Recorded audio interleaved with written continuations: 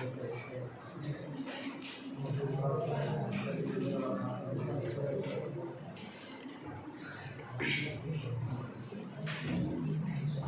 હવે 11મા ધોરણમાં 11મું ચેપ્ટર ઉષ્મીય દ્રવ્યના ઉષ્મીય ગુણધર્મ એવું ચેપ્ટર છે. જૂના સિલેબસમાં ઉષ્મા પ્રસરણ હતું. શું નામ હતું? ઉષ્મા પ્રસરણ. આ થોડું નામ બદલી નાખ્યું. હું કીધું દ્રવ્યના ઉષ્મીય ગુણધર્મ. કેવા? દ્રવ્યના ઉષ્મીય ગુણધર્મ. કેટલામું ચેપ્ટર છે તમારું? ઉષ્મીય ગુણધર્મ. દ્રવ્યના પ્રકાર કેટલા છે? તો કેટલી અવસ્થા છે? મુખ્ય 3 અવસ્થા છે. બરાબર ને? આપણે હા, તમે જેટલી ગોતો એટલી પછી વિચારજો. મુખ્ય ઘન, પ્રવાહી અને વાયુ. તો ઘન પદાર્થની અંદર ઉષ્મા છે એનું પ્રસરણ કઈ રીતે થાય એ સમજવાનું છે. પ્રવાહીમાં પ્રસરણ કઈ રીતે થાય એ સમજવાનું છે. અને વાયુની અંદર ઉષ્માનું પ્રસરણ કઈ રીતે થાય એ સમજવાનું છે. આ 3 ટોપિક પૂરા કરો ને આ ચેપ્ટર પૂરું થઈ જાય. તો આજે આપણે ઘન પદાર્થની અંદર ઉષ્માનું પ્રસરણ સમજવાનું છે. એની પહેલા ઉષ્મા કોને કહેવાય ખબર છે? અડો તો ખબર પડે, બાકી ખબર ન પડે. બરાબર ને? કોઈ પણ પદાર્થને જ્યારે ગરમ કરવામાં આવે ત્યારે એ ઉર્જા મેળવે. એ ઉર્જાને શું કહેવામાં આવે છે? ઉષ્મા ઉર્જા. હકીકતમાં એવું થતું કોઈ પણ પદાર્થને ગરમ કરો ને તેના વાયુ વચ્ચે શું થતી હોય?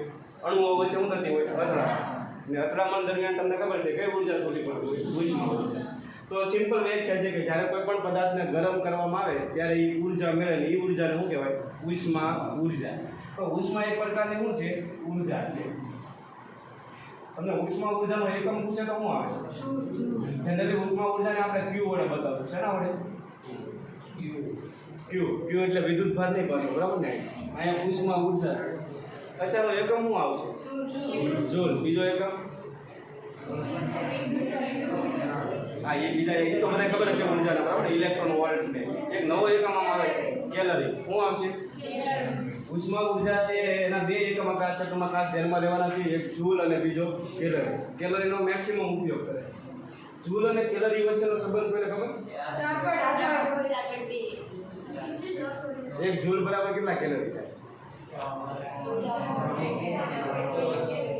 આમાં અટવાઈ જાવ છો. બરાબર ને? તો યાદ રાખજો 1 કેલરી થાય ને 1 કેલરી બરાબર 4.2 જૂલ. કેલરી મોટો કે જૂલ? કેલરી છે એ મોટો છે. બરાબર? કારણ કે 4 જૂલ ભેગા થાય ને ત્યારે 1 કેલરી બને 4.2. બરાબર ને? એટલે 1 કેલરી બરાબર કેટલા જૂલ થાય? 4.2 જૂલ થશે. આ એક યાદ રાખજો. બીજું જે આપણે સમજવાનું છે તાપમાન, ટેમ્પરેચર. બરાબર? તાપમાનને શેના વડે દર્શાવીએ? ટી વડે, ઘણીવાર થીટા વડે બતાવે છે. બરાબર? તાપમાન કોને કહેવાય? તો કોઈ પણ પદાર્થના ઠંડા અથવા ગરમપણાના માપને શું કહેવામાં આવશે? તાપમાન. બરાબર ને? 2 તાપમાનની તમે કમ્પેરિઝન કરો ને તો તમને ખબર પડે એની સાપેક્ષમાં કયો ગરમ છે એની સાપેક્ષમાં કયો ઠંડો છે. આપણે પદાર્થ એ લઈ આવીએ આવું તમને આવડે. બરાબર? આનું તાપમાન 20 ડિગ્રી છે અને આનું તાપમાન 4 ડિગ્રી સેલ્સિયસ છે. તો વધારે ગરમ કોણ કહેવાય? પદાર્થ બે ગરમ કહેવાય. એની સાપેક્ષમાં આ કેવો કહેવાય? ઓછો ગરમ કહેવાય. ઠંડાપણાનું અને ગરમપણાનું માપ કોના આધારે નક્કી થાય? તાપમાન ઉપર નક્કી થાય. બરાબર? એટલે આ તાપમાનના પાછળ 3 એકમ છે. કદાચ તમને આવડતા હશે. એક તો ડિગ્રી સેલ્સિયસ, બીજો કેલ્વિન, ત્રીજો તો ડિગ્રી સેલ્સિયસ તો તમને ખબર જ છે. કેલ્વિનમાં ફેરવતા આવડે? કેલ્વિનમાં ફેરવવા માટે સૂત્ર શું છે? TC પ્લસ સોરી બરાબર ને? 0.15 આવે છે પણ એને આપણે ધ્યાનમાં લેતા નથી. તો ડિગ્રીનું કેલ્વિનમાં જવું હોય તો શું કરવાનું? 273 વડે ઉમેરી દેવાનું. બરાબર? અહીંયા ખબર હશે 27 ડિગ્રી બરાબર કેટલા કેલ્વિન થાય? આખા ગામને ખબર હોય. પણ હવે જે અગત્યનું છે એ છે ફેરનહીટ. 9/5 એનું સૂત્ર છે TC પ્લસ 32. ઓકે. ડિગ્રીમાંથી જો ફેરનહીટમાં તમારે રૂપાંતર કરવું તો એના માટેનું સૂત્ર છે 9/5. જો 9/5 ન લખાય તમે 1.8 લખીએ. 9/5 નો એટલે જવાબ કેટલો આવશે? 1.8. બરાબર? આપણે 9/5 રાખીએ. તો હવે તમને આવડી જવું જોઈએ કે ભાઈ પાણીનું ઉત્કલન બિંદુ કેટલા ડિગ્રી સેલ્સિયસ છે? 100 ડિગ્રી સેલ્સિયસ તાપમાને પાણી ઉકળે ને પાણીનું એમાં રૂપાંતર થવા મળે બરાબર, એને શું કહેવામાં આવશે? ઉત્કલન બિંદુ. અને બરફ ક્યારે પીગળવા મળે? 0 ડિગ્રી સેલ્સિયસ. બરાબર, તો એને ગલન બિંદુ કહેવાય. શું કહેવાય? તો બરફનું ગલન બિંદુ કેટલું છે? બરાબર, આ પ્રશ્ન વારંવાર ઘણી વાર પૂછાતા કે પાણીનું ઉત્કલન બિંદુ ફેરનહીટમાં મેળવો તો આવડી જાય. તો પાણીનું ઉત્કલન બિંદુ તમારે મેળવવું હોય તો પાણીનું ડિગ્રી સેલ્સિયસ તાપમાન કેટલું છે? ઉત્કલન બિંદુ એ 100 ડિગ્રી. બરાબર ને? 32 100 ભાગ્યા તમે 5 કરો તો 20 20 નવા 180 એમાં 32 ઉમેરી 212 આવશે. કેલ્વિનમાં ખબર હોવી જોઈએ. પાણીનું હજી પર તો પાણીનું ઉત્કલન બિંદુ ડિગ્રી સેલ્સિયસમાં કેટલું હોય? 100 ડિગ્રી હોય. કેલ્વિનમાં 373. બરાબર ને? અને ફેરનહીટમાં 212. એટલે આ યાદ રાખજો. આ પાણીનું ઉત્કલન બિંદુની વાત કરી. બરાબર, બરફના ગલન બિંદુનું વિચારો તો ગલન બિંદુ કેટલા ડિગ્રી સેલ્સિયસ હોય? 0. કેલ્વિન 273 અને ફેરનહીટ અહીં 0 મૂકી દો એટલે 32 આવશે ને. ટૂંકમાં હવે ફેરનહીટમાં કન્વર્ટ કરતા આવડી જાય કે નહીં? ઘણી વાર તમને કેલ્વિનમાં તાપમાન આપે ને ફેરનહીટમાં પૂછે તો આવડે? તો તમારે શું કરવાનું? કેલ્વિનનું ડિગ્રી સેલ્સિયસમાં ફેરવી નાખવાનું. એ કિંમત અહીંયા મૂકી દો તમને ફેરનહીટમાં મળી જાય. બરાબર, તો આની પ્રેક્ટિસ માટે તમને કંઈ વધારે આપતો નથી કે પ્રેક્ટિસ કરવી છે કે આવડી જાય. બરાબર, તો આ હતું તાપમાન અને ઉષ્મા. હવે આપણે આ ચેપ્ટરમાં જે ખાસ ભણવાનું છે એવું છે ઉષ્માનું પ્રસરણ. શું ભણવાનું છે? ઉષ્માનું પ્રસરણ છે ને એ 3 રીતે થાય. બહુ અગત્યની મેથડ છે. ઉષ્માનું પ્રસરણ એટલે શું? તો કે ઉષ્મા ઉર્જા એક જગ્યાએથી બીજી જગ્યાએ જવાની ઘટનાને શું કહેવામાં આવશે? ઉષ્માનું પ્રસરણ. ઉષ્માનું પ્રસરણ 3 રીતે થાય. ઉષ્મા પ્રસરણ એ અંગ્રેજીમાં હીટ ટ્રાન્સફર કહેવાય. શું કહેવાય? ઉષ્માને શું કહેવાય? હીટ. અને પ્રસરણને શું કહેવાય? ટ્રાન્સફર. તો 3 રીતે થાય. એક છે ઉષ્મા વહન, બીજું છે ઉષ્મા નયન. કેવું? સારું નામ છે. અને ત્રીજું છે ઉષ્મા વિકિરણ. આ 3 ઘટના ભણીએ એટલે આપણું આ ચેપ્ટર પૂરું થઈ જાય. હવે ઉષ્મા વહનની ઘટના કેમાં જોવા મળે? ઘન પદાર્થ. યાદ રાખજો, ઘન પદાર્થની અંદર ઉષ્માનું વહન થતું. ઉષ્માનું વહન કેમાં જોવા મળે? ઘન પદાર્થમાં. ઉષ્મા નયનની ઘટના કેમાં જોવા મળે? આપણે તરલ એવો શબ્દ વાપરશું. હવાના અણુ હોય, ગેસ હોય ને એમાં એટલે શું થતું હોય? ઉષ્મા નયનની ઘટના જોવા મળે. ઉષ્મા નયન એટલે બીજું કંઈ નહીં. પ્રવાહીનો એક અણુ છે ને એની ઉષ્મા ઉર્જા કોને આપે? બીજાને આપે. બીજો ત્રીજાને આપે. તો અણુઓ દ્વારા ઉષ્માનું જે વહન થાય એનું કહેવામાં આવશે ઉષ્મા નયન. એટલે આમાં શું આવશે? પ્રવાહી અને વાયુ. તરલની અંદર 2 વસ્તુ હોય. પ્રવાહી અને વાયુની અંદર ઉષ્મા નયનની ઘટના થતી હોય. અને ઉષ્માનું વિકિરણ એટલે વિકિરણ દ્વારા એટલે કે વિદ્યુત ચુંબકીય કે તરંગ દ્વારા જે ઉષ્મા આપણા સુધી પહોંચે એને શું કહેવામાં આવે છે? ઉષ્મા વિકિરણ. ખાસ કરીને આ શૂન્ય અવકાશમાં જોવા મળે અને હવામાં જોવા મળે. દાખલા તરીકે સિમ્પલ એક એક્ઝામ્પલ છે. સૂર્ય લઈ લીધું. સૂર્યમાંથી તમને ખબર છે ઇન્ફ્રારેડ અથવા માઇક્રોવેવ કિરણો નીકળે છે.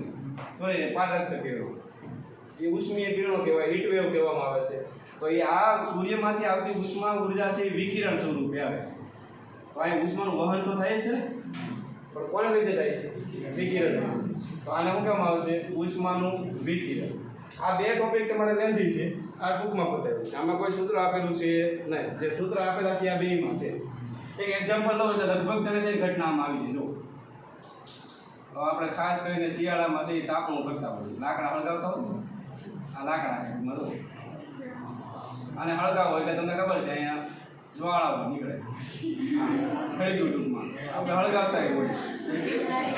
બહાર બેઠા બેઠા આપણે ઘણા હળગાવતા જોઈએ. ઓકે, હવે આની અંદર 3 ઘટના જોવા મળશે. જોવાય તેના જ્યારે જેવી જ આપણો આ તાપ થાય ટૂંકમાં જ્વાળાઓ બહાર નીકળે એટલે ઉપર છે ને ઉષ્મા નયનની ઘટના થતી હોય. શું થતી હોય? હવાનો એક અણુ બીજાને ઉષ્મા આપશે, બીજો અણુ ત્રીજાને ઉષ્મા આપશે. તો અહીં ઉપર છે ત્યાં એક પ્રકારની વરાળ જેવું હોય. બરાબર, તો આપણે અહીંયા જે ઉપર છે એ કઈ ઘટના થાય? ઉષ્મા નયન. આપણે બેઠા બેઠા તાપણું કરતા હોય સાઈડમાં, તો ત્યાંથી ઉષ્મીય વિકિરણો આવતા હોય. હા, તો આપણે અહીંયા જે ઉષ્મા છે એનું થાય છે વિકિરણ. ને પછી જો આ કોઈ ધાતુનો ટુકડો લઈ લો તમે, લાકડો ન લેતા, લાકડો હળગી જાય, બરાબર? જો આ તમે ધાતુનો સળિયો લઈ લો ને એને ગરમ કરો તો થોડાક સમય પછી તમને એ ગરમ લાગશે. તો અહીંયા જેવું લાગે એવું લાગે. તો અહીંયા જે ઉષ્મા છે એ કોણ કઈ ઘટના થઈ કહેવાય આમાં? ઉષ્મા વહન. ધાતુની અંદર શું થતું હશે? ઉષ્માનું વહન. લાકડામાં થાય હળગી જાય પણ વહન થાય નહીં, બરાબર ને? હા, ઓકે. હા, તો ઉષ્મા નયન, વિકિરણ અને ઉષ્મા વહન. તો હવે આજનો આપણો જે ટોપિક છે એ શું છે? ઉષ્માનું વહન. ઉષ્માનું વહન કેમાં જોવા મળે? ઘણી પદાર્થો, ખાસ કરીને ધાતુઓ, બરાબર ને ભાઈ? તો આપણે એક ધાતુનો ટુકડો ધ્યાનમાં લઈએ. જો એક હળીઓ ધ્યાનમાં લઈએ. ગુજરાતીમાં બોલે સળિયો. ઓકે ભાઈ, કેના રાખજો. Online video lecture start. એક આપણે આ ધાતુનો ટુકડો ધ્યાનમાં લઈએ. આમાં સમજો, આમાંથી જેમ સીધું છે જે છે સમજો. આ સળિયાની લંબાઈ લીધી આપણે અહીંયા, વચ્ચે હવા નથી, ઘન નળિયો, સોરી સળિયો. આની જે લંબાઈ છે હું ડેલ્ટા એક્સ થઈ જાય ભાઈ. આડછેદનું ક્ષેત્રફળને હું કીધું એ સમાન આડછેદ વાળો સળિયો, બરાબર? ઓકે. હવે આ છેડાને ઊંચા તાપમાન રાખો. એક ઇજેક્ટ પડ્યો ખૂંદી લઈ, ચાલો તમને નહીં લાગે, પછી આગળ વધુ. તમને એમ લાગવું જોઈએ કે નહીં ઉષ્માનું વહન થાય, કે અમુક ક્યારેક ક્યારેક થાય ને ક્યારેક ક્યારેક. સાંભળજો, એક આ ધાતુનો સળિયો છે ટૂંકમાં. અહીં તમારે મીણના છે એ ટૂંકમાં ટુકડા ગોઠવી દેવાના. કંપનીનું લાવવાનું. ઓકે. બબલુ પાઈ નામનું એક મીણ આવે તો કઈ છે નહીં ટૂંકમાં. હવે પ્લીઝ આઈ રાખજો. આને મીણબત્તીથી તમારે ગરમ કરવાનું. ગમે એથી ગરમ કરીએ, કોઈ જરૂર નથી. તો મને કહેશો મીણમાં છે કયો ભાગ પહેલા પીગળવાનો છે? આ બાજુનો ભાગ કે આ બાજુનો ભાગ? તો થોડોક સમય પછી જશે ને તો આ પીગળશે. બધા એકારે પીગળવાના? એકારે બધા પીગળશે નહીં. આ પીગળવાનું કારણ શું છે? કે આ ગરમ થયો. ગરમ ત્યારે જ થયો કે અહીં શું થયું છે? ઉષ્મા ઊર્જા આવ્યો છે. થોડાક સમય પછી આ પીગળશે એટલે એના પરથી તમને આઈડિયા આવે કે ઉષ્મા અહીંયા પહોંચે. થોડાક સમય પછી આ પીગળશે, થોડાક સમય પછી આ પીગળશે એટલે એનો મતલબ કે ધીમે ધીમે ઉષ્માનું વહન થાય છે. થોડાક સમય પછી હળીઓ મૂકી દેવો તો કે આપણને ગરમ લાગવા મળે. ઓકે. તો આના પરથી ખ્યાલ આવે કે આમાં શું થાય છે? ઉષ્માનું, આમાં ઉષ્મા નયન ન બોલતા, ઉષ્માનું વિકિરણ ન બોલતા, શું કહેતા? ઉષ્માનું વહન થાય છે, બરાબર? તો હવે સમજવાનો પ્રયત્ન કરીએ. એના રાખજો. આ સૂત્ર બહુ અગત્યનું છે. આમાં એક તમારે ધાતુનો સળિયો લેવાનું છે અને આડછેદનું ક્ષેત્રફળ કેટલું છે? સમાન આડછેદ વાળો છે. હવે આપણો આ જે છેડો છે ને એને ઊંચા તાપમાન રાખો, બરાબર? સપોઝ આનું તાપમાન આપણે રાખીએ 100 ડિગ્રી છે ને આ બરફના તાપમાન છે 0 ડિગ્રી છે. હવે જો આને તમે ગરમ કરો તો તમને ખબર પડશે કે આમાં ઉષ્માનું શું થાય? વહન થાય, બરાબર? તો ધીમે ધીમે ઉષ્મા છે આગળ વધશે. એની પહેલા એક બીજી એક વસ્તુ તમે સમજી લેજો, જણાવી રાખજો. હવે આને જ્યારે તમે ગરમ કરશો ને, સપોઝ અહીં તમારે એવું કામ કરવાનું છે કે અહીં 300 ડિગ્રી સેલ્સિયસ તાપમાન અસર જળવાય એવો પ્રયત્ન કરવાનો. હવે જેવું જ તમે 300 ડિગ્રી સેલ્સિયસ તાપમાન કરશો ને, અહીંયા તાપમાન ઓછું એટલે અહીંયા ઉષ્મા છે ને આમ વહન પામવા પડશે. હવે મને કહેશો આ બિંદુનું તાપમાન પહેલા કેટલું હશે? વાતાવરણ જેટલું હશે, બરાબર? 70 ડિગ્રી સેલ્સિયસ જેટલું હશે, આપણે વિચારો. હવે ઉષ્મા જ્યારે અહીંથી પસાર થાય એટલે શું થાય? જો તાપમાન ધીમે ધીમે શું થાય? વધી જાય. તો એક સમય એવો આવે કે આનું તાપમાન વધીને એમ કાંઈ પહોંચ્યું, આગળ જાઓ તો હજી તાપમાન અહીંયા આપણે આ ભાગનું થોડું વધ્યું હશે, 50 થયું. હજી થોડાક આગળ જાઓ તો આ ભાગનું તાપમાન છે 40 છે ને આ ભાગનું તાપમાન છે 30 છે. માની અહીંયા તાપમાન તમારે કેટલું જાળવવાનું છે? 300. તો હું અહીંયા તાપમાન છે કોણ વધે રહે? શરૂઆતમાં છે ધીમે ધીમે તાપમાન શું થાય? વધતું જાય છે, બરાબર? આ બિંદુનું તાપમાન આપણે લઈએ 200, બરાબર? અહીં થોડું તાપમાન વધી થઈ ગયું છે 150. બિંદુના તાપમાન શરૂઆતમાં ધીમે ધીમે વધશે. આપણે અહીંયા વધીને 100 થયું છે, અહીંયા 50 થયું છે, અહીંથી થોડીઓ કટ કરશે. તો એક સમય એવો આવશે કે આપેલા જે બધા બિંદુ છે ને તાપમાન ચોક્કસ થઈ જાય. પછી અહીંયા જો 300 ડિગ્રી સેલ્સિયસ તાપમાન છેક સુધી અચળ જાળવી રાખશો તો પછી એના તાપમાન વધવાના નથી. અમુક લિમિટ સુધી વધશે, પછી એના તાપમાન વધશે નહીં. તો એક પરિસ્થિતિ એવી આવી કે હવે આનું તાપમાન મેક્સિમમ કેટલું થઈ ગયું? 200 ડિગ્રી. હવે આનાથી વધી શકતું નથી. જો વધી શકે કરું ત્યારે આ શેડાનું તાપમાન જો હજી તમે વધારશો ને તો પણ આ શેડાનું તાપમાન કેવું રાખેલું છે આપણે અચળ 300. એટલે શરૂઆતમાં ધીમે ધીમે વધશે, એક સમય કેવું થઈ જાય અચળ. આપણે અહીં શરૂઆતમાં વધશે, ધીમે ધીમે વધશે, એક સમય કેવું થઈ જશે અચળ. અને જ્યારે આ તાપમાન બધા અચળ થઈ જાય ને પછી આમાં ઉષ્માના વહનનો દર અચળ થઈ જાય. કેવો થઈ જાય? કારણ કે જો ઉષ્મા વહનનો દર વધે તો એ છેડાના તાપમાનમાં શું થાય? વધારે. પણ હવે પછી ઉષ્મા વહનનું અહીં તાપમાન અસર થઈ ગયાનો મતલબ શું છે કે ઉષ્મા વહનનો દર કેવો છે? અચળ છે. ને આ આખી જે ઘટના છે ને એને સળિયો સ્થાયી ઉષ્મા અવસ્થામાં છે. શું કહેવાય? સ્થાયી ઉષ્મા અવસ્થા. આ શબ્દો વારંવાર ચેપ્ટરમાં વાપરે. તો સ્થાયી ઉષ્મા અવસ્થાની અંદર શું હશે? તો એટલું યાદ રાખજો કે આમાંથી પસાર થતી ઉષ્મા વહનનો દર કેવો હોય? અચળ હોય. પાણીની પાઇપલાઇન લઈ લો તો એમાં પાણીનું જો આ પ્રમાણ તમે સતત વધારતા જાઓ તો એનો દર અચળ કહેવાય કે વધે છે એમ કહેવાય? ઘટાડતા જાઓ તો ઘટે છે એમ કહેવાય. પણ જો હરખા પ્રમાણમાં પાણી પસાર થતું હોય તો વહનનો દર કેવો કહેવાય? અચળ છે એમ કહેવાય. તો અહીં એવું જ થશે કે જ્યારે સળિયો સ્થાયી ઉષ્મા અવસ્થા પ્રાપ્ત કરશે ને ત્યારે પસાર થતી ઉષ્માનો વહનનો દર કેવો હશે? અચળ. ને પછી આ બિંદુના તાપમાન છે બદલાશે નહીં. કેવા રહી જવાના છે? અચળ. તો હવે હું અહીંયા સ્થાયી ઉષ્મા અવસ્થા ધ્યાનમાં લઉં કે થોડાક સમયમાં સળિયાએ કેવી પરિસ્થિતિ પ્રાપ્ત કરી? સ્થાયી ઉષ્મા અવસ્થાની. સ્થાયી ઉષ્મા અવસ્થામાં હવે કોઈ પણ બિંદુ તમે ફોકસ કરો તો એના તાપમાન કેવા થઈ ગયા છે? નિશ્ચિત મૂલ્યના થઈ ગયા છે. બરાબર. તો આ બિંદુનું તાપમાન હું 80 લઉં. એક વાત તો બાકી છે કે તાપમાન કેવું હશે? ઘટતું હશે તો તે પાણીનું જોઈએ ઉષ્માનું વહન થઈ કે નહીં થઈ કે નહીં. એટલે ઉષ્માનું વહન થાય છે તો મતલબ કે તાપમાન આમ જામ શું થતું હશે? ઘટતું હોય. એટલે અહીં 80 રાખીએ આપણે. આ શેડાનું તાપમાન કેટલું હતું? 100. અહીં રાખીએ 80, અહીં રાખીએ 60, અહીં રાખીએ 40, અહીં રાખીએ 20 અને અહીં રાખીએ આપણે 10.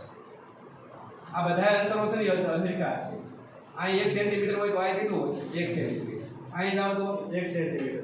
આટલું ચિત્ર ક્લિયર છે. હવે કોઈ પણ સંજોગોમાં આ તાપમાનમાં વધારો થશે નહીં. તો સળિયો સ્થાયી ઉષ્મા અવસ્થામાં કહેવાય, નહીંતર કહેવાય નહીં. હવે તમને આવો પ્રશ્ન પૂછે કે સળિયો સ્થાયી ઉષ્મા અવસ્થામાં હોય તો દરેક બિંદુના તાપમાન સળિયાની જેમ આમ તમે લંબાઈમાં આગળ વધો એમ દરેક બિંદુના તાપમાન સમાન હશે? તાપમાન સમાન હશે નહીં, બદલાતા હશે. અને ઉષ્મા વહનની દિશામાં જાવ એમ તાપમાન ધીમે ધીમે શું થતા હશે? ઘટતા હશે અંતર સાથે. ઓકે. તો હવે આગળ વધી જુઓ. ધારો કે આમાંથી પસાર થતી ઉષ્માને હું કીધું ડેલ્ટા ટી. ડેલ્ટા ટી જેટલા સમયગાળામાં તમારા આર છેદનું અવલોકન કરવાનું. ઓલામાં વિદ્યુત ભારો પસાર થતા યાદ છે ને? સુવાહકોમાં. આ સુવાહકો જ છે પણ આમાં શું પસાર થાય છે? ઉષ્મા ઊર્જા. કેટલા સમયમાં? Delta T. તો ડેલ્ટા ક્યુ ના છેદમાં ડેલ્ટા ટી ઉષ્મા વહનનો દર કહેવાય. શું કહેવાય? ઉષ્મા વહનનો દર અથવા ઉષ્મા ઊર્જાનો દર એ કહી શકો. અને ઉષ્મા વહનનો દર નો કહેવાય ને તો ઉષ્મીય પ્રવાહ કહેવાય. શું કહેવાય? તમને આમ એવું લાગુ છે કે આમાં કંઈક જાય છે? ઉષ્માનો પ્રવાહ. બરાબર. ઉષ્મા ગતિ કરે એટલે શું કહેવામાં આવશે? ઉષ્મીય પ્રવાહ. તો હવે તેના જવાબ ઉષ્મીય પ્રવાહનું સૂત્ર યાદ થઈ જાય? ડેલ્ટા ક્યુ ના છેદમાં ડેલ્ટા ટી. તમને ઉષ્મીય પ્રવાહનો એકમ પૂછે તો શું આવે? Joule per second. અને જૂલ પર સેકન્ડ અથવા તમે શું લખી શકો? બરાબર. ડેલ્ટા ક્યુ ના છેદમાં ડેલ્ટા ટી નો એકમ શું આવે? જૂલ પર સેકન્ડ અથવા કેલરી પર સેકન્ડ એ લખી શકો કે નહીં તમે? એટલે એ ખાસ ધ્યાન રાખજો.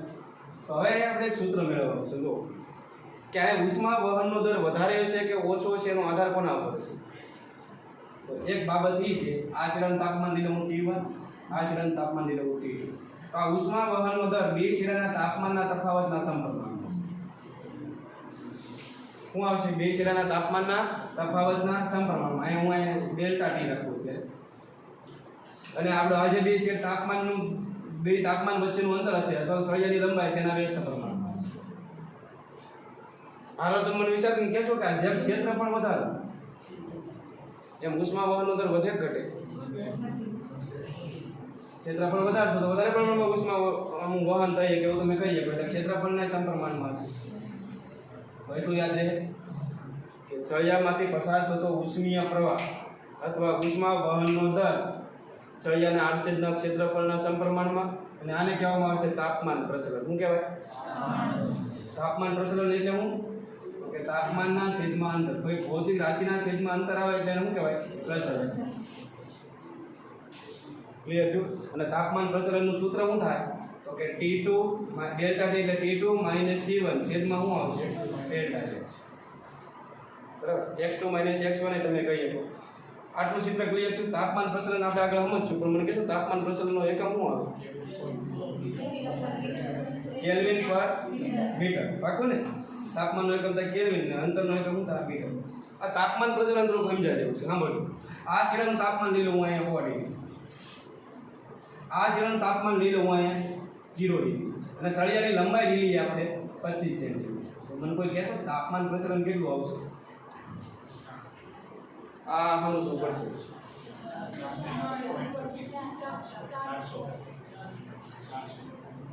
સેન્ટીમીટરમાં જ રાખજો, મીટરમાં ન રાખજો. તો મને કહેશો T2 કેટલા છે? 0, T1 100 અને ડેલ્ટા x એટલે સળિયાની લંબાઈ કેટલી છે? 25. હવે 1/25 કરો તો -4 આવે કે નહીં? અંતર એમાં લીધેલું છે સેન્ટીમીટર, તાપમાન એમાં રાખેલું છે ડિગ્રી સેલ્સિયસમાં રાખ્યું ને આપણે, આ ડિગ્રી સેલ્સિયસમાં એટલે અહીં શું આવશે? 4 ડિગ્રી સેલ્સિયસ પર સેન્ટીમીટર. આ શું બતાવે? આ ઋણની નિશાની શું બતાવે? આ તાપમાનમાં થતો ઘટાડો બતાવે. હું બતાવું તમને કે તમે 1 સેન્ટીમીટર અંતર આવે છે ને તાપમાનમાં કેટલો ઘટાડો થાય? 4. એટલે હું એમ કહું કે આપણે અહીં 25 સેન્ટીમીટર ટૂંકમાં અહીંથી શરૂઆત કરો. અહીં પહેલા તાપમાન કેટલું છે? 100 ડિગ્રી. હવે 1 સેન્ટીમીટર આવે એટલે તાપમાન કેટલું ઘટશે? 4. એટલે થાય કેટલું? 96. 2 સેન્ટીમીટર આલો તો તાપમાન કેટલું થાય? 4 ઘટશે 5. એમ કરીને તમે 25 આલો તો કેટલું ઘટશે? 100 ઘટી જાય. એટલે અહીં કેટલું થઈ જાય? 0. તો તાપમાન પ્રચલન તમને શું બતાવે? તાપમાનમાં થતો ઘટાડો. અને બીજી એક વાત બહુ અગત્યની કે સળિયો જ્યારે સ્થાયી ઉષ્મા અવસ્થામાં હોય ને ત્યારે દરેક બિંદુએ ઉષ્મીય પ્રવાહ કેવો હશે? આમાં ઉષ્મીય પ્રવાહ કેટલો હશે? સમાન. અહીંયા જેટલી ઉષ્મા ઊર્જા પસાર થતી હશે એટલી તે અહીંયા પસાર થતી હશે. દરેક બિંદુએ તાપમાન સરખા હશે, પણ દરેક બિંદુએ તાપમાન પ્રચલન કેવું હશે? સમાન. એટલે કે અહીંયા જો તાપમાન અહીંયા 4 ડિગ્રી સેલ્સિયસ ઘટતું હોય તો આગળ કેટલું ઘટશે? 4 ડિગ્રી સેલ્સિયસ. આગળ કેટલું ઘટશે? 4 ડિગ્રી સેલ્સિયસ. એટલે સ્થાયી ઉષ્મા અવસ્થામાં શું યાદ રાખવાનું? સ્થાયી ઉષ્મા અવસ્થામાં દરેક બિંદુએ તાપમાન કેવું હશે? તાપમાન અલગ અલગ હોય, અલગ અલગ હશે. બીજું શું હશે? દરેક બિંદુએ ઉષ્મીય પ્રવાહ કેવો હશે? કેવો હશે? સમાન. બરાબર ને? અહીંથી જેટલી ઉષ્મા પ્રવાહ પસાર થાય એટલો જ પ્રવાહ અહીંયા હશે, એટલો જ પ્રવાહ અહીંયા હશે. અને દરેક બિંદુએ તાપમાન પ્રચલન કેવું હશે? સમાન. કેવું હશે? અહીંયા જેટલો તાપમાનમાં ઘટાડો થતો હોય આ ભાગમાં એટલો જ ત્યાં ઘટાડો થાય. તાપમાન પ્રચલન એ કેવું હશે? સમાન. દરેક બિંદુએ તાપમાન પ્રચલન સમાન હોય. તો આ 3 વસ્તુ બહુ અગત્યની. દરેક બિંદુએ તાપમાન અલગ અલગ હશે, દરેક બિંદુએ ઉષ્મીય પ્રવાહ સમાન હશે, અને દરેક બિંદુએ તાપમાન પ્રચલન કેવું હશે? સમાન હશે. બરાબર? તો તાપમાન પ્રચલન ક્લિયર થયું? જો આ પ્લસ આવ્યો હોત તો શું બતાવે? અંતર સાથે તાપમાનમાં શું થાય? વધારો. ઓકે, હાલો ફરીવાર આ મુદ્દા ઉપર આવી જઈએ. તો આ લખેલું કેટલું છે? હાલો હું પછી લખાવી દઉં. તો ઉષ્મીય પ્રવાહનું આપણે ધીમે ધીમે સૂત્ર મેળવવાનો પ્રયત્ન કરીએ. તો સળિયામાંથી પસાર થતા ઉષ્મા વહનનો દર પ્લીઝ અહીં ધ્યાન આપજો. અથવા ઉષ્મીય પ્રવાહ કોના સમપ્રમાણમાં હશે? ક્ષેત્રફળના સમપ્રમાણમાં હશે ને તાપમાન પ્રચલનના સમપ્રમાણમાં હશે. એક સ્ટેપ આગળ વધી જુઓ. આ ઉષ્મીય પ્રવાહને છે આપણે h વડે બતાવીએ. હવે સમપ્રમાણતા રીતે દૂર કરશો તો અચળાંક આવશે. અચળાંક તરીકે અહીં રાખવો હોય કે એ dt ના છેદમાં dx. પણ હું અહીંયા આગળ માઇનસ મૂકું. માઇનસ નિશાની શું બતાવે? અંતર સાથે તાપમાનમાં શું થાય? ઘટાડો. એટલે આપણે પ્લસ કરવા માટે શું કરશું? આગળ માઇનસ મૂકશું. ક્લિયર થયું કે નહીં? કારણ કે આ ઊર્જા છે એ કેવી આવશે? ધન આવશે. ઊર્જા કેવી હોય? ધન આવશે. બરાબર? ઘણી વાર ક્યાં ગણવાનું કીધું તો માઇનસ કટકા કરતો હોય. માઇનસને ગાયબ કરવા માટે શું કરવું પડે? કારણ કે આપણું આ જો તો અહીંયા તમને ખબર છે શું આવશે? T2 - T1. T2 ઓછું છે કે વધારે હશે? ઓછું. T1 વધારે હશે એટલે જો તમે માઈનસ માં મૂકો જવાબ શું આવશે માઈનસ આવશે એટલે પ્લસ તો કરવો જ પડશે આપણે એટલા માટે અહીં શું કરવામાં આગળ માઈનસ નિશાન મૂકીશું ચિત્ર ક્લિયર થયું અહીંયા હું ડેલ્ટા ટી ના છેદમાં ડેલ્ટા બરાબર અહીં તમારે ડેલ્ટા ક્યુ ના છેદમાં ડેલ્ટા ટી નો લખજો આ કે છે ને એ બહુ અગત્ય આને કહેવામાં આવશે ઉષ્મા વાહક શું કહેવાય ઉષ્મા વાહક ઉષ્મા વાહકતાનો આધાર કોના પર હોય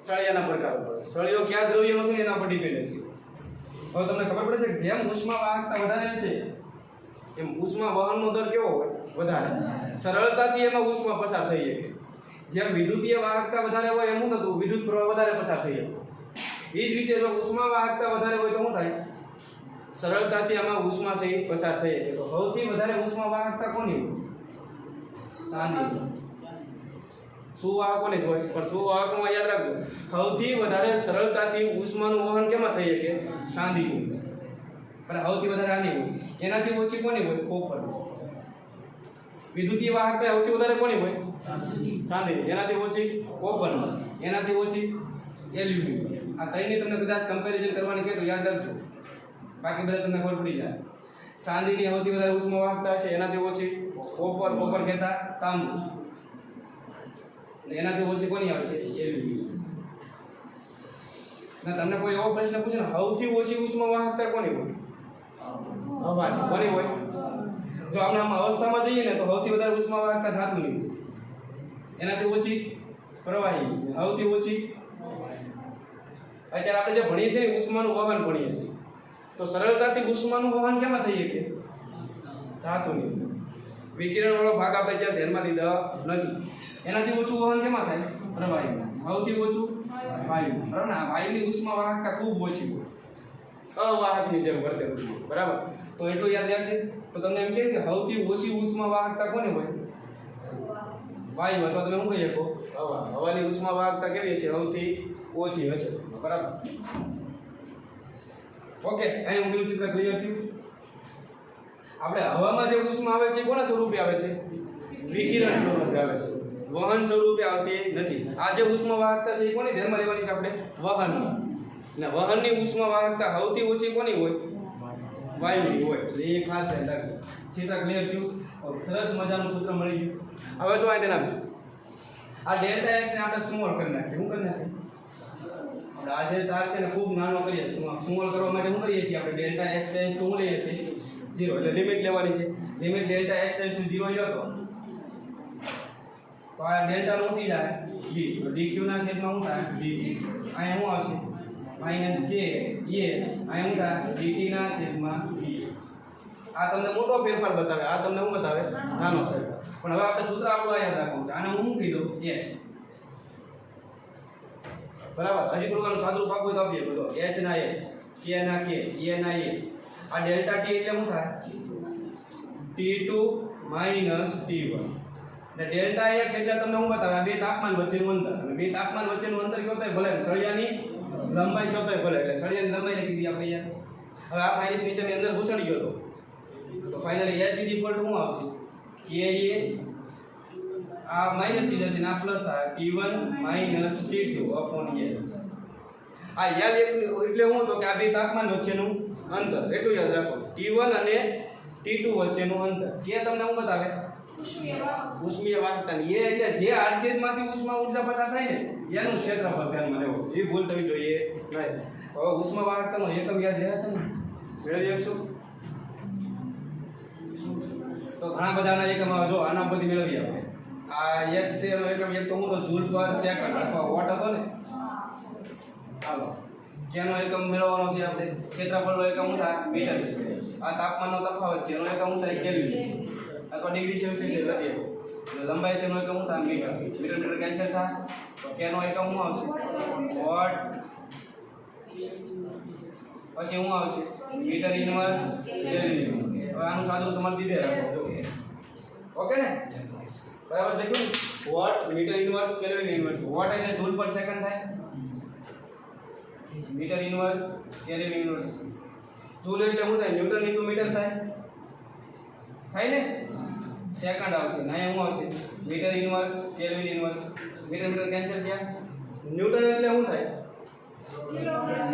kilogram meter per second square બરાબર ને ઓકે અહીંયા શું આવશે સેકન્ડ અહીંયા શું આવશે કેલ્વિન ટૂંકમાં સેક સુધી તમે જઈ શકો આનું સાદું બાબત તમને મળી જશે બરાબર પણ આપણે એટલો એકમ યાદ રાખવાનું છે બરાબર ને કે નો એકમ શું આવશે વોટ મીટર ઇન્વર્સ અને કેલ્વિન ઇન્વર્સ ને જૂલમાં બીજો શું આવશે જૂલ અહીં આપજો અહીંયા શું આવશે joule per second metre inverse અને કેલ્વિન ચિત્ર ક્લિયર થયું કે નહીં કાલે જે એકમ મેળવ્યો હતો કોનો મેળવ્યો હતો ઉષ્મીય અવરોધ જેમાં કે એ બધું તમારા મગજમાં હશે ઓકે ઓકે તો આમાં શું આવશે joule meter inverse kelvin inverse અને સેકન્ડ બરાબર જેમાં કહેશે તો આનું પારિમાણિક સૂત્ર મેળવતા આવડી જાય ટૂંકમાં જૂલનું પારિમાણિક સૂત્ર શું થાય m1 l2 t - 2 metre inverse નું થાય સેકન્ડનું t - 1 અને કેલ્વિનનું આમ સાદું બાબત તમને મળી જાય કે નહીં તો m1 l1 બરાબર ને t - 3 k - 1 તો ઉષ્મા વાહકતા k નું પારિમાણિક સૂત્ર થયું તો પહેલા હું લખાવું નહીં તો પહેલા લખી નાખો પછી આગળ વધીએ જો અગત્યના મુદ્દા લખી નાખો પૂછાય છે લખો એક દાખલો આપું લખો 4 સેન્ટીમીટર લંબાઈના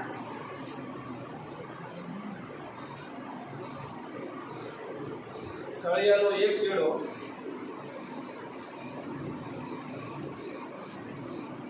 100 ડિગ્રી સેલ્સિયસ તાપમાને અને બીજો છેડો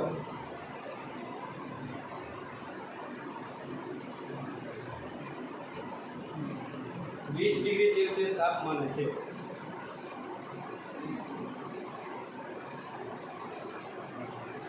સળિયાના આડછેદનું ક્ષેત્રફળ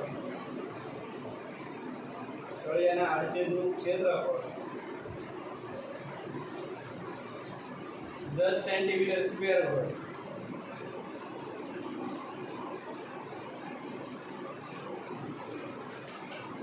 અને સળિયાની ઉષ્મા વાહકતા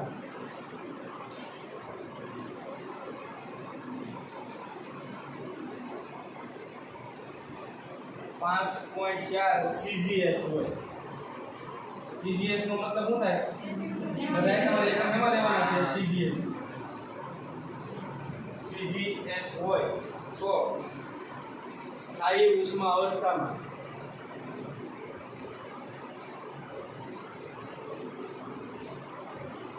એક કરી લખો તાપમાન પ્રચલન બે કરી લખો ઉષ્મા વહનનો દર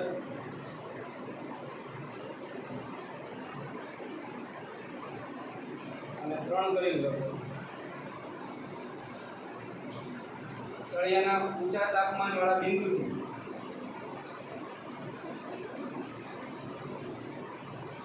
20 સેન્ટીમીટર અંતરે આવેલા બિંદુએ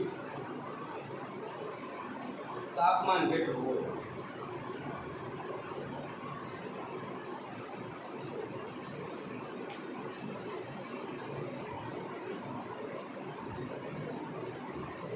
જ્યારે તમે તાપમાન પ્રચલન કરો ને એટલે તાપમાન પ્રચલનનું સૂત્ર શું છે dt ના છેદમાં dx અથવા ડેલ્ટા t ના છેદમાં ડેલ્ટા f તો આ તમારે શું કરવાનું અંતિમ તાપમાન માઈનસ પ્રારંભિક તાપમાન લેવાનું dx એટલે બે તાપમાન વચ્ચેનું અંતર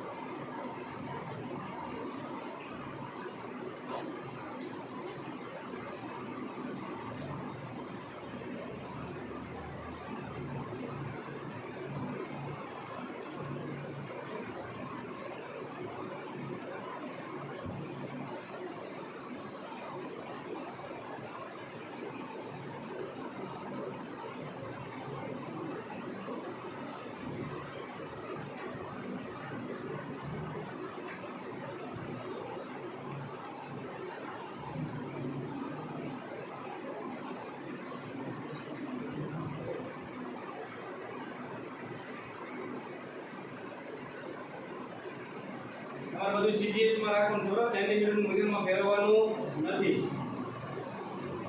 ઉષ્મા વાહકતા જે એકમમાં હોય ને એમાં રાખવાનું.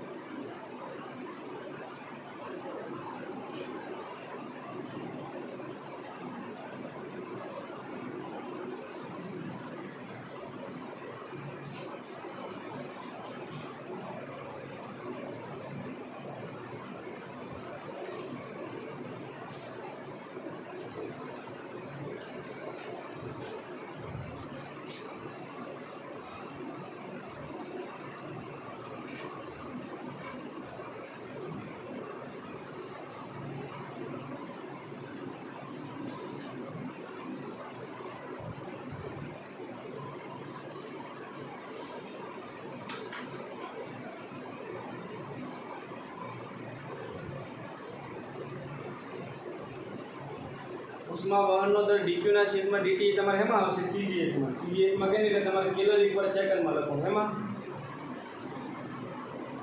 જો SI માં કીધું હોત તો જૂલ પર સેકન્ડ આવર. ઓલો જે તમને કે આપેલો છે ને એ CGS માં આપ્યો હોય એટલે સમજી લેવાનું કેલરીમાં આપેલો. ગણાઈ ગયું?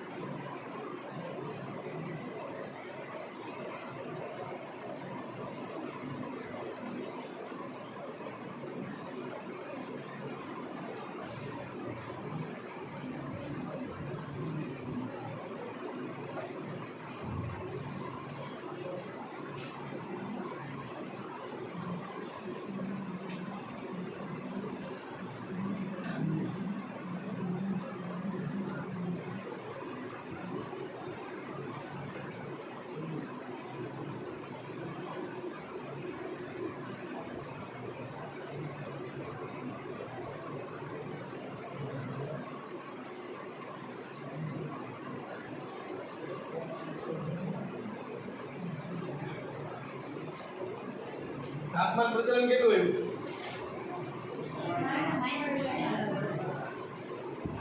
પોઈન્ટમાં આવ્યું તો થોડુંક બી પડશે તમને ગણતરી કરવા. આવી ગયો છે જવાબ? જો હોય તેને આપજો, હું ગણાવી દઉં.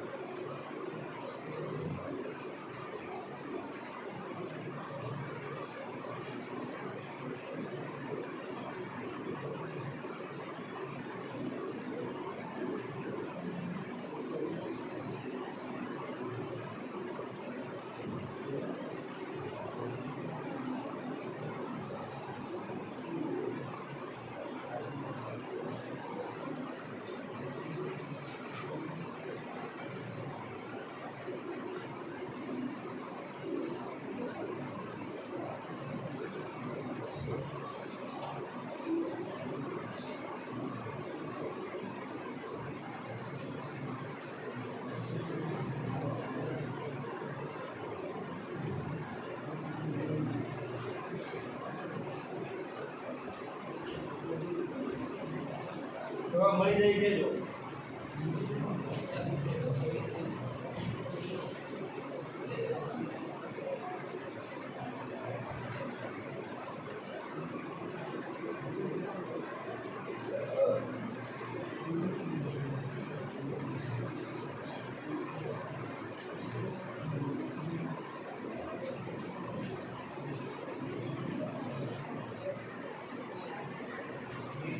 પહેલા મને કહેશો ઉષ્મીય પ્રવાહ છે એ 0 થી 100 તરફ હશે કે 100 થી 0 તરફ હશે?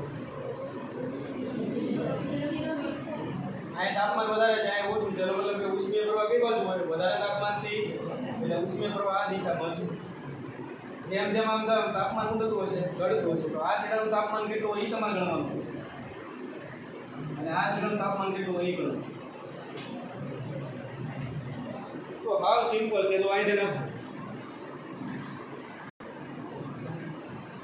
જો આ પ્લીઝ ધ્યાન રાખજો. પહેલા તમારે શું કરવાનું? તાપમાન પ્રચલન કરી નાખવાનું. તાપમાન પ્રચલન તમને ગમે ના મળી જાય, બરાબર ને? તો અહીંયા બે તાપમાન આપ્યા હોય, એની વચ્ચેનું અંતર આપે એટલે તમને તાપમાન પ્રચલન આરામથી મળી જાય. તો તાપમાન પ્રચલનનું સૂત્ર શું થાય?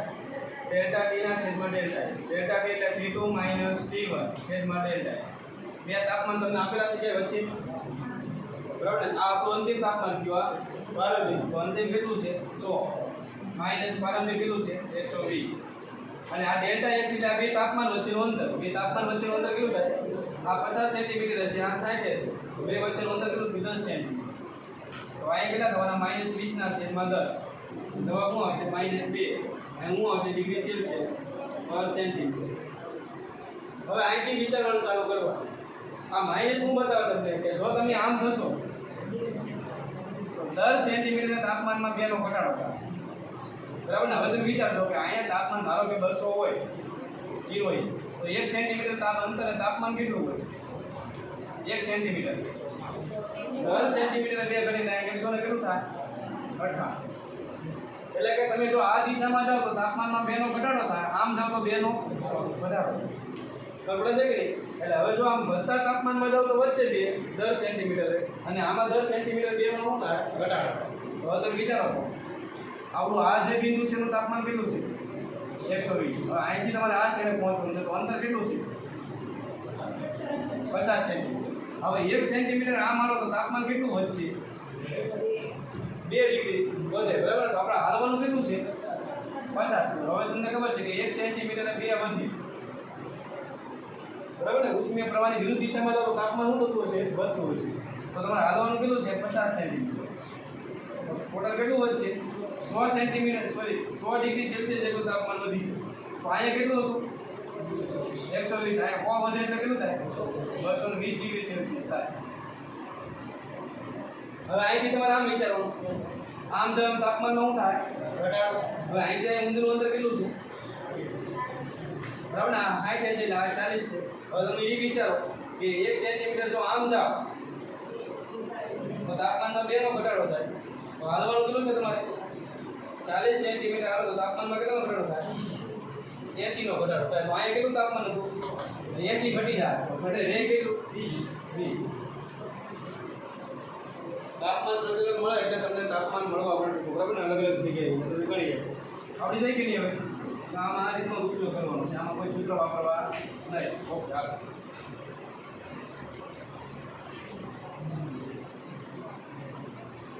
હવે એક બહુ ફેમસ એમસીક્યુ પૂછાય છે, બરાબર? તમારા ભાઈ કોઈ તો આજ પૂછી નાખે તો કામ થઈ જશે, બરાબર? હવે સાંભળજો, આપણે અહીંયા તમારે 2 ધાતુના ટુકડા થાય મળે.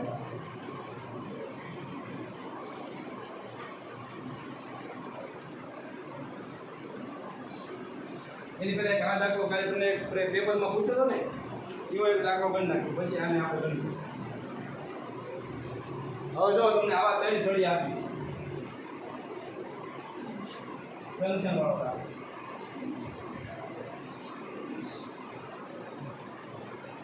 બરાબર? સાંભળજો, આ છેડાનું તાપમાન તમને આપશે 4 ડિગ્રી સેલ્સિયસ. આ જંકશનનું તાપમાન તમને ગણવાનું છે, એ ખબર છે નહીં, એના ટીઓ. આ છેડાનું તાપમાન આપે 20 ડિગ્રી સેલ્સિયસ, આ છેડાનું તાપમાન આપે 30 ડિગ્રી. આની ઉષ્મા વાહકતા તમને આપી દે 5 કે, આની 3 કે, અને આની 2 કે. તો જંકશનનું તાપમાન કેટલું હોય ગણતા આવડે તમને? एक बार ट्राई करो तो तुम्हारे गणवा दो। हाँ फटाफट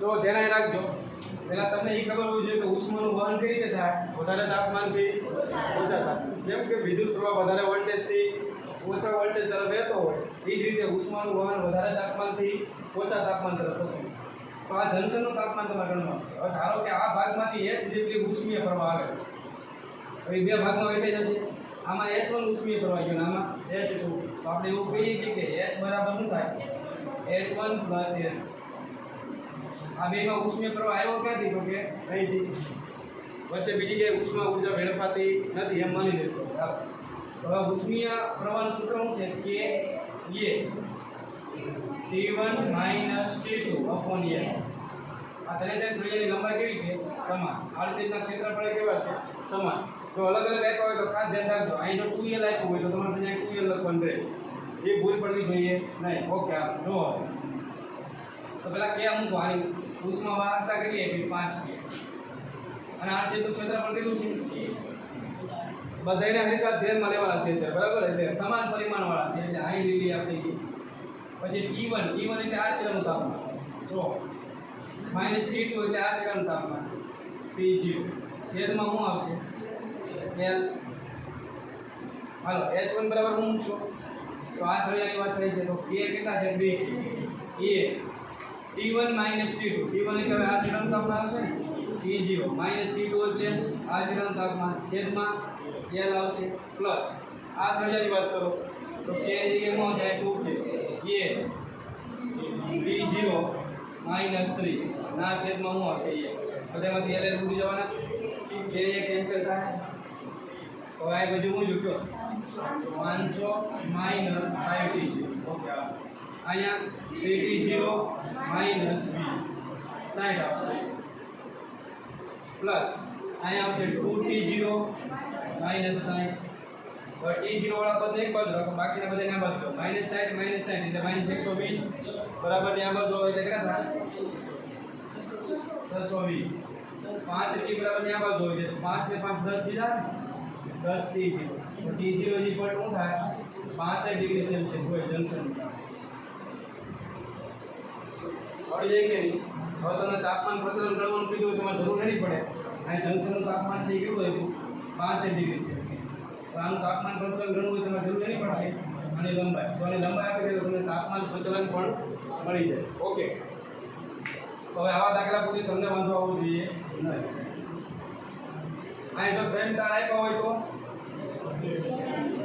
H બરાબર શું મળે H1 + H2 + H3 ઓકે દર વખતે એવું ન હોય કે તો બધાના ક્ષેત્રફળ એક જ આપ્યો ઘણીવાર આનું A/2 આપ્યું હોય તો તમારે આ બીજા કેસમાં શું લેવાનું A/2 ઓકે એટલે એ ખાસ ધ્યાન રાખજો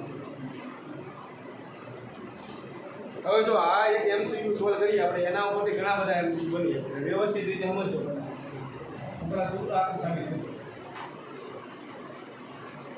આપણે આ ધાતુનો એક બ્લોક લેવાનો છે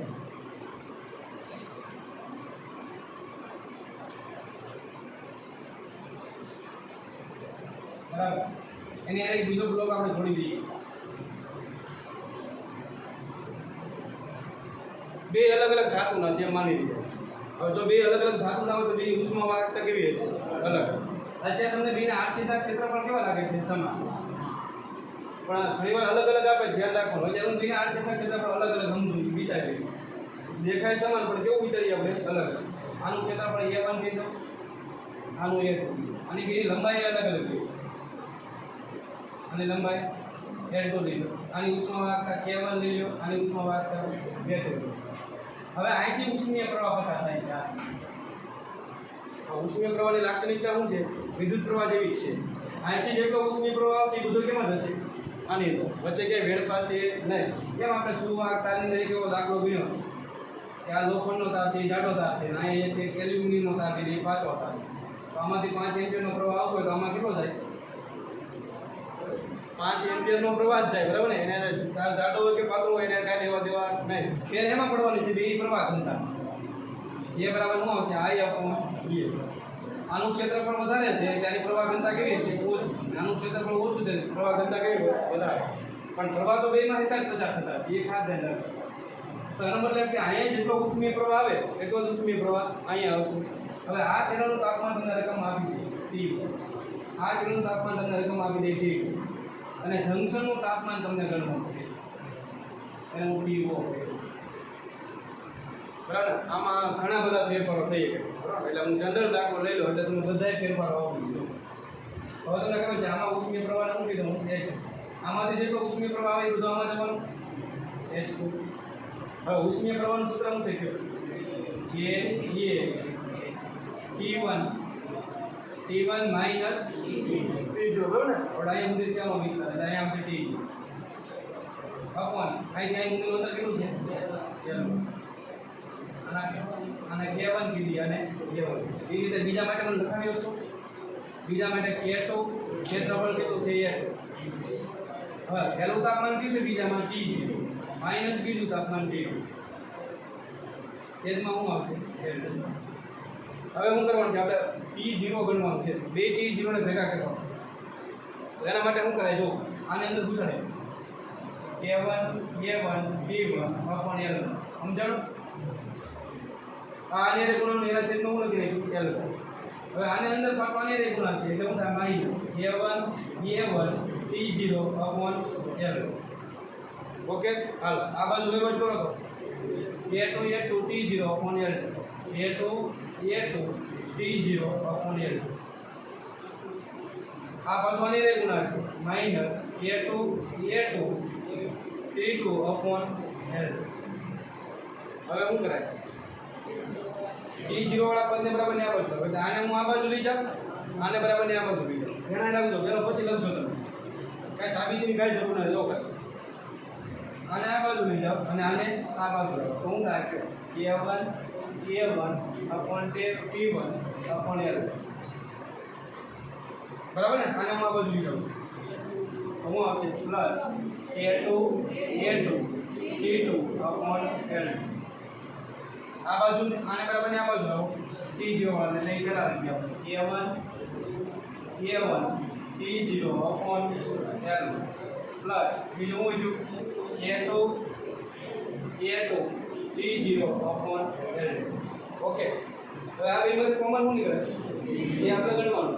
ઓકે હાલો આગળ વધી પાય હું આવશે K1 આનો ક્રોસ ના કરી નાખો K1 T1 L K2 T2 L છેદમાં બેનો ગુણાકાર.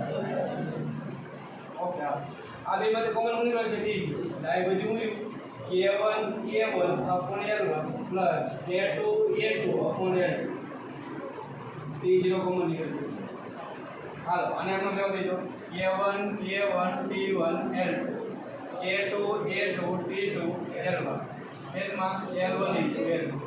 આ બાજુ ક્રોસ ગુણાકાર કરો K1 L2 K2 L1 છેદમાં L1 into L into T0 L1 ના છેદમાં ઇન્ટુ ટેન્શન થયા. આ પાર્ટીને બરાબર ને આ બાજુ લાવો ફાઇનલી T0 ઇક્વલ ટુ શું થાય તો પેલા આને લખી નાખો. હવે પાકું કરી નાખો છો જેટલા બધા છે એ બધા જોઈ લો જેટલા હોય એટલા બધા લખી નાખો A1 T1 અને L અહીંયા જુઓ. ઓકે હાલો પછી A2 T2 L1 આને બરાબર ને આ બાજુ લીધો તો શું આવશે K1 L2 K2 જો આ જંક્શનનું તાપમાન ગણવા માટે એની ચાલુ બની જાય ઘણું બરાબર ને પણ આ યાદ રાખવું છે. આ બધું સમાન કરી લે બિંદુ વળી જાય પણ આ તો અલગ અલગ આપે ને તો વાત અલગ છે બરાબર ને. હવે જો આ પાકું કરવા માટે તમારે ધ્યાન રાખવાનું અહીંયા બધે 1 છે અહીંયા 2 આવશે અહીંયા બધે 2 છે અહીંયા 1 આવશે બસ. અને આમાંથી T1 અને T2 કાઢી તો એટલે લખી નાખો બરાબર ને. એ કેવું ના T1 અને T2 કાઢી પણ ના તો હવે ઉડી ગયા જો હવે એમ ન કરવાનું સૂત્ર પાકું કરી નાખી જો પેલા એટી કેટી લખવાનું એટી કેટી કરી નાખા બસ એટલું યાદ રાખો બસ. પહેલા આપણે એટીકેટ યાદ રાખવાનું પછી બધું યાદ રહી જાય. તો જંક્શનનું તાપમાન ગણવા માટે શું કરવાનું? એટીકેટ. બરાબર લખો એ ટી ટી પાછા ટી કોણ લખો A1 T1 A1 A1. Okay હવે બાકીનું કરતા આવડે. A2 A2 A2 આમાંથી T1 અને T2 ને ગાયબ કરી દેવાનું. A1 T1 L2 plus A2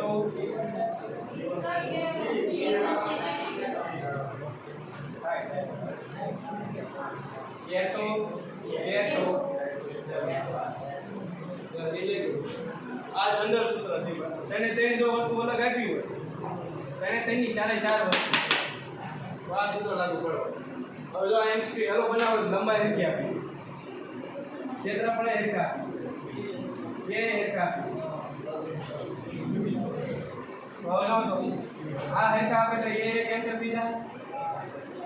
બરાબર ને? આ બધા એ કેન્સલ થઈ જવા કારણ કે આ એ મૂકશો આ એ મૂકશો આ એ મૂકશો આ એ મૂકશો એ કોમન નીકળશે એટલે ઉડી જાય. પછી જો તમને કે હેરખા આપી દે તો એ ઉડી જાય. એને હેરખા આપી દે તો એ ઉડી જાય. તો વધે શું આવે? અહીંયા અંશમાં વધારે છે T1 પ્લસ T2 અને છેદમાં શું આવશે? પણ બધું હેરખું આપે તો આ દાખલા કઈ વેલ્યુ નો એટલે મને ત્યાં સુધી કે અલગ આપશે. શું આપશે? એ અને એ હરખા આપે એટલે કે અલગ આપે સૂત્ર શું થાય? T1 K1 T2 K2 છેદમાં શું આવશે? K1 બરાબર ને? આમાં ભૂલ ન પડી જાય. એટલે અમુકને વિચાર આવે કે આ હું T1 T2 લખી નાખું તો પાછું થોડું સદબુદ્ધિનો ઉપયોગ કરવાનો. હું કા અહીંયા તાપમાન શું આપણે આ તાપમાન છે જવાબ કેમાં આવવો છે? તાપમાનમાં. હવે જો અહીં તમે તાપમાન અહીં લખી નાખ્યું તો શું થાય? ઉપર તાપમાન આવે નીચે તાપમાન તાપમાન ઉડી જાય. આનો એકમ કેના એકમ તો એવું શક્ય બને નહીં. એટલે અહીં તમારે વગર કીધે શું રાખવું પડશે? કેમ થાય? એક દાખલો આપો સોલ્વ કરો. પેલા આ સૂત્ર ઉપરનું લખી નાખો.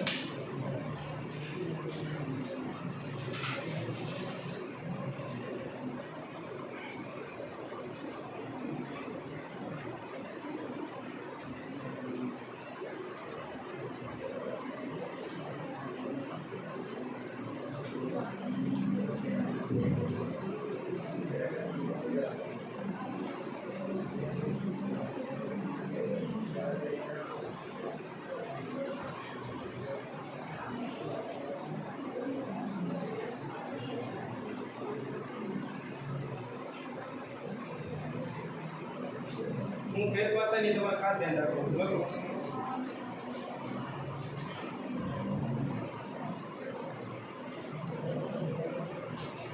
એલ્યુમિનિયમ અને લોખંડ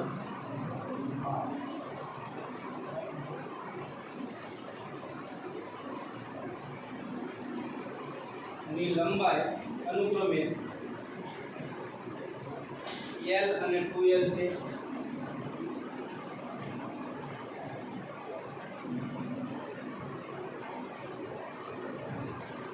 બંને છેડાના તાપમાન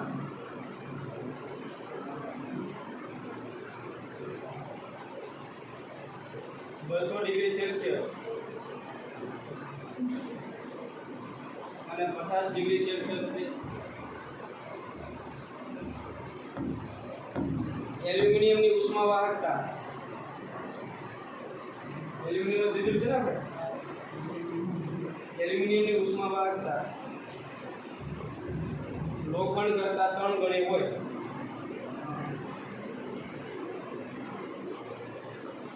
તો બંનેના જંક્શનનું તાપમાન ગણો.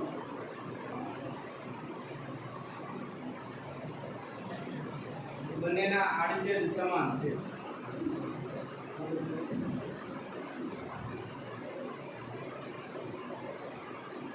પેલા આકૃતિ દોરવાનો પ્રયત્ન કરજો. ખબર તાપો પડશે. જો અહીં થોડી ગીટ આપી દો તમને. પેલો કયો તાર લેવાનો છે? એલ્યુમિનિયમ. એની લંબાઈ કેટલી છે? 11. અને એની પછી કોનો તાર ધ્યાનમાં લેવાનો છે? લોખંડ. એની લંબાઈ કેટલી છે? 2a. આ બેના શિરાના તાપમાન આપ્યું, આના શિરાનું તાપમાન કેટલું આપ્યું? 200 ડિગ્રી સેલ્સિયસ. આ શિરાનું તાપમાન 50 ડિગ્રી સેલ્સિયસ. તો આ જંક્શનનું તાપમાન તમારે ગણવાનું. બીજી એક વાત એ કીધું કે એલ્યુમિનિયમની ઉષ્મા વાહકતા લોખંડ કરતાં 3 ગણી છે. એટલે જો લોખંડની કેવ હોય તો એલ્યુમિનિયમની એના કરતાં કેટલા ગણી થાય? 3 ગણી. ત્યાં કેટલી લેવાની? 3. બેના ક્ષેત્રફળ સરખા છે. હવે ગણો આ સૂત્રમાં કેવું